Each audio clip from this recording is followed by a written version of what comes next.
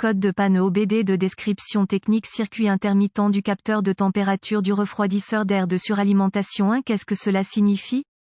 Ce code de diagnostic DTC est un code de groupe motopropulseur générique, ce qui signifie qu'il s'applique aux véhicules équipés d'OBD2 qui ont un capteur de température de refroidisseur d'air de suralimentation, Chevy, Ford, Toyota, Mitsubishi, Audi, VW, etc. Bien que génériques, les étapes de réparation exactes peuvent varier selon la marque, le modèle. Un turbocompresseur est essentiellement une pompe à air utilisée pour forcer l'air dans le moteur. À l'intérieur, il y a deux sections, la turbine et le compresseur. La turbine est fixée au collecteur d'échappement, où elle est entraînée par les gaz d'échappement. Le compresseur se fixe à l'entrée d'air, les deux sont reliés par un arbre, donc lorsque la turbine tourne, le compresseur tourne également, permettant à l'air d'admission d'être aspiré dans le moteur. L'air plus frais fournit une charge d'admission plus dense au moteur et donc plus de puissance. Pour cette raison, de nombreux moteurs sont équipés d'un refroidisseur d'air de suralimentation, également appelé refroidisseur intermédiaire. Les refroidisseurs d'air de suralimentation peuvent être des refroidisseurs air liquide ou RR, mais la fonction est la même. Pour refroidir l'air entrant dans l'admission, un capteur de température du refroidisseur d'air de suralimentation (CACT) est utilisé pour mesurer la température et donc la densité de l'air entrant à la sortie du refroidisseur d'air de suralimentation. Ces informations sont envoyées au module de commande du groupe motopropulseur PCM, où elles sont comparées à la température de l'air d'admission, et dans certains cas, la température du liquide de refroidissement du moteur et la température de recirculation des gaz d'échappement. Pour déterminer les performances du refroidisseur d'air de suralimentation, le PCM envoie une tension de référence, généralement 5 volts, à travers une résistance interne. Il mesure ensuite la tension pour déterminer la température du refroidisseur d'air de suralimentation. Remarque, parfois, le CACT fait partie du capteur de pression de suralimentation. Le code P007E est défini lorsque le PCM détecte un problème intermittent avec le signal du capteur de température du refroidisseur d'air de suralimentation de la banque 1. Sur plusieurs moteurs de banque, la banque 1 fait référence à la banque de cylindres qui a le cylindre N°1. Gravité et symptômes du code. La gravité de ces codes est modérée. Les symptômes d'un code moteur P007E peuvent inclure témoin lumineux du moteur allumé, mauvaise performance du moteur, économie de carburant réduite, véhicule bloqué en mode Esperluette cote, mou Esperluette cote. La régénération du filtre à particules diesel est inhibée. Le cas échéant,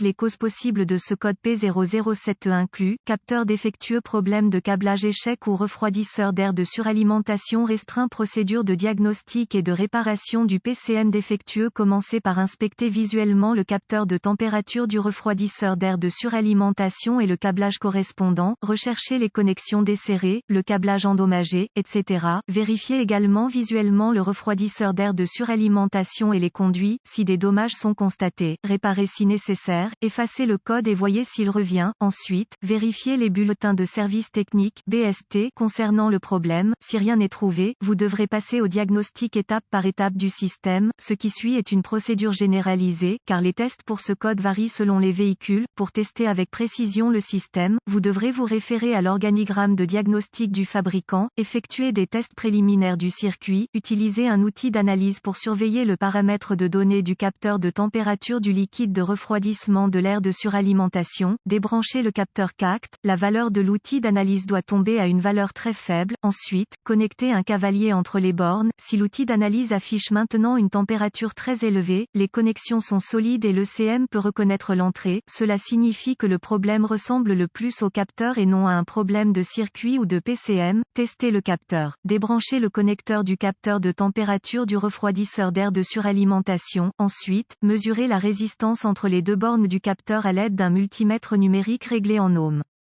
Démarrez le moteur et regardez la valeur du compteur. Les valeurs devraient diminuer en douceur à mesure que le moteur se réchauffe. Vérifiez la jauge de température du moteur sur le tableau de bord pour vous assurer que le moteur atteint la température de fonctionnement. Si la température du moteur augmente mais que la résistance CACT ne diminue pas, le capteur est défectueux et doit être remplacé. Vérifiez le circuit. Vérifiez le côté tension de référence du circuit. Contact mis. Utilisez un multimètre numérique réglé en volts pour vérifier une référence de 5 volts du PC PCM à l'une des deux bornes du capteur de température du refroidisseur d'air de suralimentation. Si aucun signal de référence n'est présent, connectez le compteur à ohm, contact coupé, entre la broche de tension de référence sur le CACT et la broche de tension de référence sur le PCM. Si le compteur lit hors limite OL, il y a un circuit ouvert entre le PCM et le capteur qui devra être localisé et réparé. Si le compteur lit une valeur numérique, il y a continuité. Si tout va bien jusqu'à ce point, vous voudrez vérifier qu'il y a 5 volts sortant du PCM à la borne de tension de référence. S'il n'y a pas de référence 5 volts du PCM, le PCM est probablement défectueux. Vérifiez le côté terre du circuit. Connectez le compteur à ohm, contact coupé, entre la borne de terre du capteur de température du refroidisseur d'air de suralimentation et la borne de terre du PCM. Si le compteur lit hors limite OL, il y a un circuit ouvert entre le PCM et le capteur qui devra être localisé et réparé. Si le compteur lit une valeur numérique, il y a continuité. Enfin, vérifiez que le PCM a une bonne mise à la terre en fixant un fil de mètre à la borne de terre du PCM et l'autre à la masse du châssis. Encore une fois, si le compteur lit hors limite OL, il y a un circuit ouvert entre le PCM et la terre qui devra être localisé et réparé.